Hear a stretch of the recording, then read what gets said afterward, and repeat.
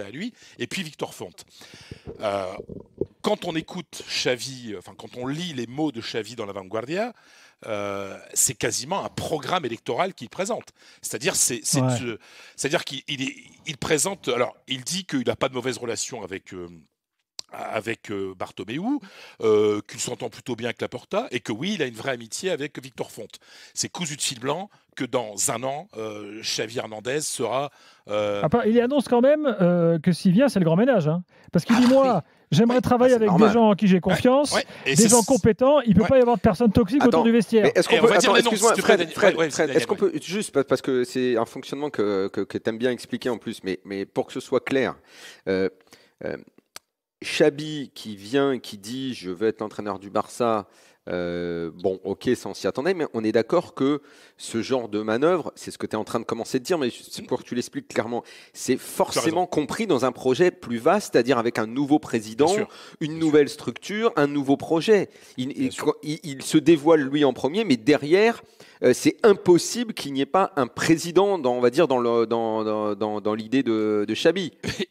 Alors le président n'est pas annoncé, mais tout le monde sait très bien qu'il est Voilà. avec Victor Font. Même, alors parce qu'on va expliquer quand même, je le cite souvent, mais tu as raison de le préciser, Daniel, le Barça appartient à ses socios. Il y a 4 clubs en Espagne qui appartiennent à leurs membres. Et il y a une élection, quoi, en fait. Il y a une élection, vraiment, c'est-à-dire qu'il y a une campagne électorale avec des millions d'euros. Donc on vote pour un projet, c'est ça que je veux dire. On vote pour un. Voilà. Exactement. Voilà. Et celui qui va se présenter en disant j'arrive avec Xavi Hernandez comme entraîneur, et Xavi Hernandez qui dit je veux dans mon équipe Carles Puyol, je veux dans mon équipe Jordi Cruyff, qui sont pas n'importe qui quand même. Cruyff, c'est le nom Cruyff quand même. Cruyff, c'est le nom. Carles Puyol, c'est le capitaine emblématique. C'est le capitaine emblématique du meilleur Barça. Jordi Cruyff qui est actuellement sélectionneur de l'Équateur. Non, mais c'est vraiment une campagne politique. Donc, oui. Et est-ce que autre question, est-ce que quand on vend un projet comme ça dans ces élections qui sont particulières et qui n'existent que là-bas, est-ce que tu peux dire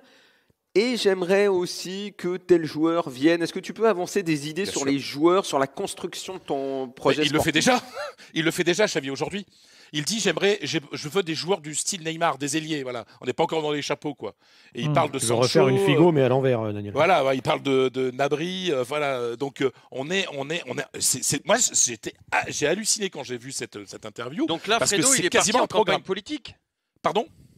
Là, il est parti en campagne politique et il est en train de préparer son terrain en disant voilà, je viens avec telle équipe et j'aimerais tel et tel et tel joueur. Après, les socios vont dire par rapport à son projet, eh ben, on le prend ou on le prend pas.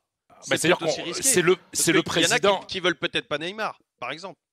Ouais, enfin, alors il a dit un joueur du style de Neymar, donc on va voir ce qui va se passer. Mais franchement, Xavi se présente avec Puyol, il soutient un candidat qui, en l'occurrence, serait Victor Font. Il amène Puyol et Jordi Cruyff. Je voudrais simplement dire un truc sur Jordi Cruyff. Jordi Cruyff, il serait directeur sportif. Il l'a été au Maccabi Tel Aviv. Il a très bien bossé en Israël. Donc voilà, on est sur des gens sérieux. Excusez-moi, les gars, là, une fois que tu nous dis ça, mettez-vous dans la position des socios. Ah bah, tu votes clair. Tu votes, mais là, tu gagnes. C'est fait, quoi. Non, mais c'est quand même déjà génial de se dire attends, je suis simple supporter de mon club, et puis je vais pouvoir choisir. Alors, lui, il a tel programme, moi, ça me plaît moyen. Moi, je vais peut-être voter pour lui. Bah, c'est quand même génial, non ? C'est génial. Ah oui, bien sûr. Ah bah oui, mais ça. Alors, je rappelle les 4 clubs qui sont comme ça en Espagne. C'est le Barça, le Real, l'Athletic Club de Bilbao et Osasuna. Et aucun des 3 premiers n'est jamais descendu en 2e division. C'est-à-dire qu'il y a un vrai contrôle des socios. Mais il faut voir ce que c'est qu'une élection à la tête du Barça ou à la tête du Real. C'est pas ça qui te garantit de rester en première division. Tu peux avoir aussi des saisons pourries. Mais quand même. Et comment ça se passe ? Il y a des interviews, il y a des débats. Mais c'est une campagne électorale. Ah ouais, bien sûr. Il y a des campagnes d'affichage, il y a des millions d'euros qui sont dépensés. Il y a une campagne, il y a présentation. Et au niveau de la participation, j'imagine que les socios ils vont tous voter là. C'est pas genre les municipales.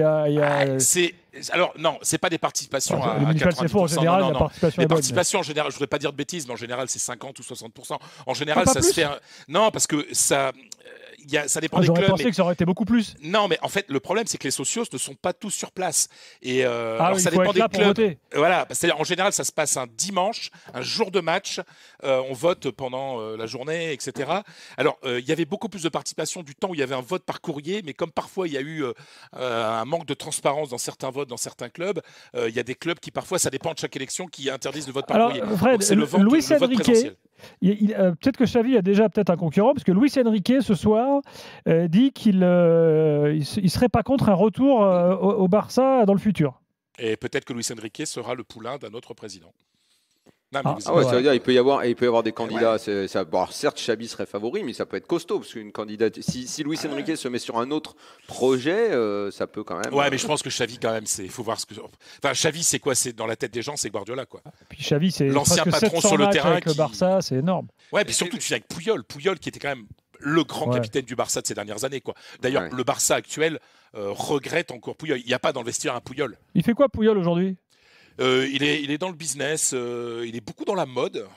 On peut pas dire que ce soit un mannequin, mais il travaille beaucoup d'histoires. Il est libre, quoi. Dans son genre, ça peut être un mannequin. Pour Franck Provo, par exemple. Ouais, c'est pas sûr.